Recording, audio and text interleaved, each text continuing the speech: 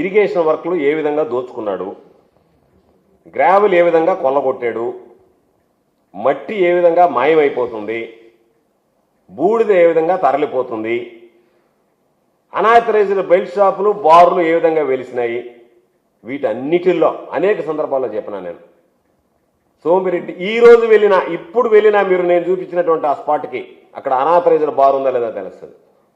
అంటే ఎక్సైజ్ శాఖ వదిలేసింది అంటే వాళ్ళు పోవడానికి అక్కడ భయపడుతున్నాడు. మీరు ఎవరు అసలు ఇక్కడికి రావడానికి, మీరు ఎవరు మాట్లాడడానికి, కోడి పందాలు వేసినా, పేకాట ఆడినా, డైమండ్ డబ్బా ఆడినా మీరు ఎవరు పట్టుకోవడానికి? సరే పోలీసులు అయితే నేను చెప్పినట్టుగా వాళ్ళు పచ్చ చొక్కాలు వేసుకొని తిరగడం మొదలుపెట్టేశారు, అయిపోయింది ఆయనతో పాటు మామూలుగా. కాబట్టి ఆ పరిస్థితుల్లో ఈరోజు నేను అడిగేది, ఈ శాండ్ మైనింగ్కి సంబంధించి ఏమి సమాధానం చెప్తావు, ఈ గ్రావెల్ గుంటల గురించి ఏమి సమాధానం చెప్తావు, తరలిస్తున్నటువంటి బూడిద నేను మొదటి నుంచి చెప్తున్నా 16 బల్కర్లు రోజుకి, నెలకి ₹1,00,000 లెక్కన 16 లక్షల రూపాయలు, 20 లక్షలకు సెట్ చేశాడు. 4 బల్కర్లు ఇంకా దొరకలేదు అన్నాడు, బహుశా దొరికేమో తెలియదు ఇప్పుడు.